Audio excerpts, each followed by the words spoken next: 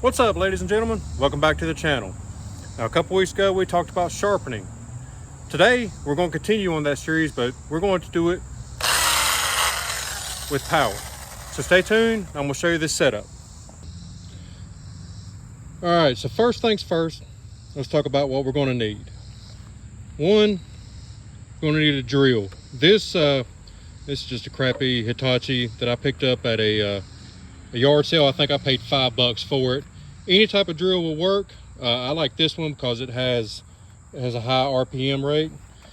And then we're going to need one of these power stropping discs that's available from Flex Cut. And as you can see here, this one is flat. I use that one for my knives and the outside of some of my flatter bevels. And then I have this one here. Excuse me, sorry about the truck noise in the background. This one's chamfered on the edges. This one is what I use to sharpen the inside of my gouges. And then lastly, I have a cloth buffing wheel. And we need some way to hold this drill. And I just have this Titan Super Jaws vise here. I use it for a lot of different projects. Everybody say hi to the dogs. They're finally getting to get out and play today. And of course, you're going to need some type of buffing compound. Now, this little setup is something I learned from my buddy Alan Goodman. If anybody's watched him sharpen or taken a class from him, this is basically the setup he uses the 90% of the time to get things taken care of. Now, general disclaimer here.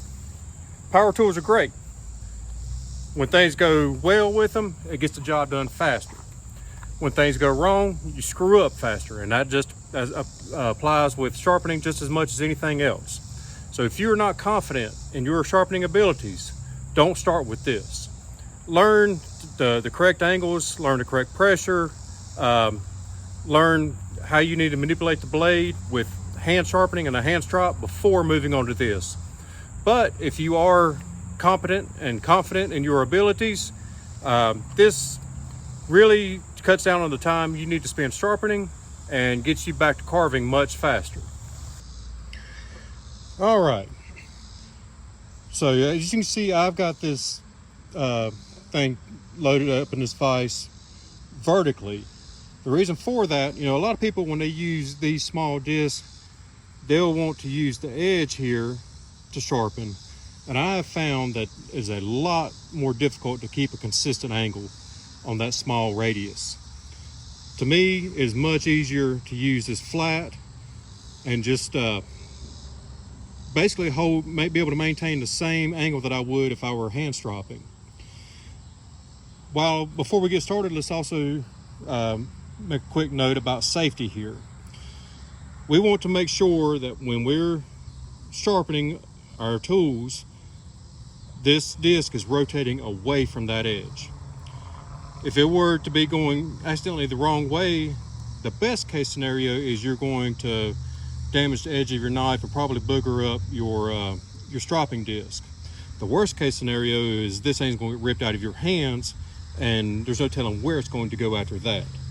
So before I start sharpening, I like to just give it a bump and make sure it's spinning the right direction. After that, I'm going to grab my compound. I'm just going to load it up right quick. Now, this is going to be loud, so I'm going to explain my process a little bit here, and then we'll talk it through in the end. But this actually has a lock on it, so I can get it spinning and lock it so that it stays rotating. But basically, I'm going to lay this knife at that same angle that we discussed in the sharpening video a couple of weeks ago, just up from the flat to where the bevel, or excuse me, the edge just touches this disc. And I'm going to give it a couple of swipes in each direction. I'll reverse the spin and go the opposite way. So hold tight and I'll show you how that looks.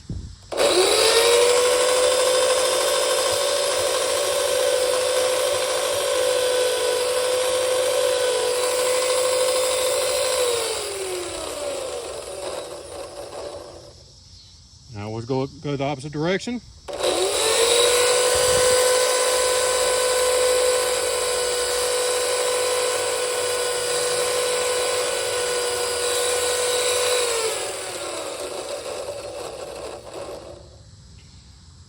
So as you can see, I've got the edge pretty well loaded down with compound. At this point, you know, I'll grab me a scrap piece of wood and check, make sure there are no white lines. I get a good glossy cut, but I'm not quite done yet. So hold tight and I'll show you what the next step is. All right, so I've got this loose buffing wheel. As you can see, I actually had to remove the outside stitch, and I probably should remove another one, but it's good enough. Got it loaded up in here, and again, I'm going to check that rotation. These are notorious for grabbing edges, so make sure, one, you've got a good handle on your knife, and two, you know which way this thing is rotating before you stick that knife down.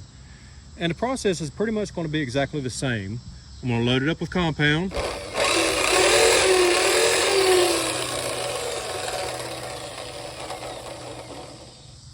And then we're going to just buff the edge real quickly.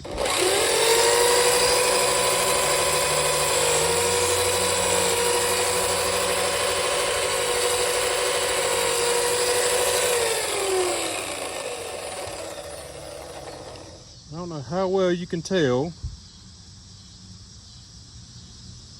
but that gets a very smooth, polished edge that cuts through basswood like butter. Doesn't leave any marks, and I got done in 2 minutes. Well, it would probably take me, you know, if this were to have a scratch or something in the edge, you'd spend 15 to 30 minutes trying to get it out, where with this method, you know, 2-3 minutes tops and you're ready to carve. Okay, so let's talk gouges now. And let's start with the one that everybody has the hardest time with, the V-gouge. The reason this one gives people so much trouble is actually 3 edges we need to worry about. So you have wings 1 and 2, and then you have this heel at the bottom that you also need to get polished. This is a difficult one to get, especially if you have any kind of damage down there in the valley. Actually, this one here, I had to spend about an hour last weekend with a diamond stone because I had a pretty bad nick in it I couldn't get out. Really and truly, the process is the same with the gouge. First thing I'm going to do is check, make sure I know which way that thing's spinning. And then we're going to load.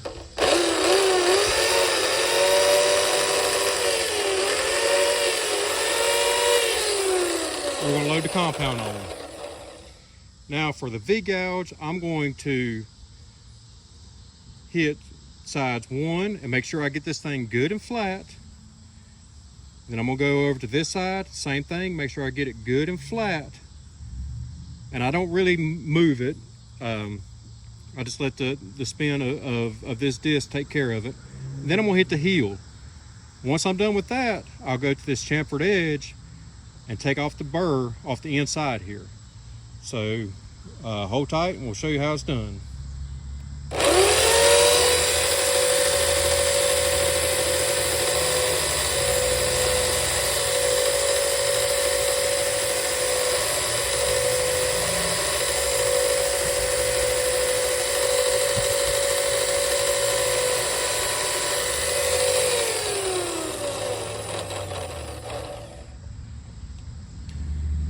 Now let's test it out. Of course, it's going to leave some of that compound on the wood, but I don't know how well you can see that, but it's cutting through there like butter. And again, I'll go, after this, go to the buffing wheel, do the outside bevels, inside bevel. So we got the buffing wheel in. We're going to check that rotation again. We know it's going the right way.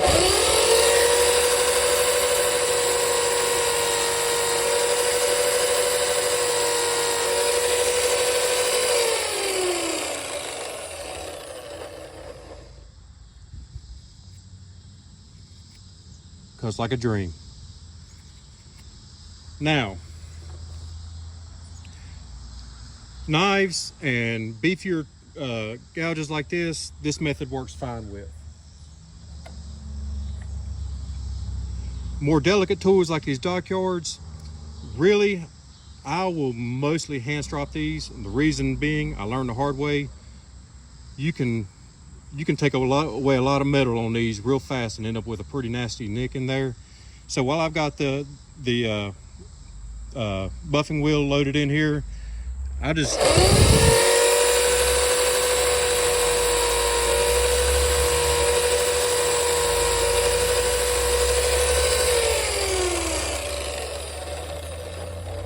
hit it real quick. I don't really try to use the leather strop on these too much, but as you can see, just a quick edge cleanup gets this one cutting like a champ. I don't know if I mentioned it or not. I can't remember after all the takes I've had to do on this, but I do want to thank my buddy Alan Goodman for showing me this method. He of course is he's the master of sharp. If you know anything about Alan, you know that he knows sharp tools and knives like nobody else. And this is the method he showed me in a class one day, and he says he uses probably 90% of the time whenever he needs to sharpen something. If you feel like you're ready to jump into the world of power stropping, go online, order you a pair or this set of power stropping discs. Again, they're from Flex Cut. I think you can get them on Amazon for about 40 bucks for the set. You can get this cloth wheel from Harbor Freight for like $5-10 bucks. And the drill, like I said, I got this thing at a yard sale for $5. I think brand new at Lowe's or maybe 50. It's a pretty crappy drill. This is all I use it for. So any drill you've got will work. I like this one because it has such high RPMs and it has that lock on it, so I can work with both hands. That's all there is to it. This is the method that I use. It's not as nice as a Burke or a wood tool massager or anything like that, but one, it's much cheaper, and two, it takes up a lot less space. I'll just throw this back in the corner of my basement and break it back out whenever it's time to use again. But if you're ready to jump into that world, give this method a try. I think you'll like it. And until next time, I appreciate all the likes and the shares of my videos that I've gotten. It means the world to me. So for those of you who continue to support me, I greatly appreciate that. And next time we'll come back with a different project. But until then, keep your knife in the wood and happy carving. Bye.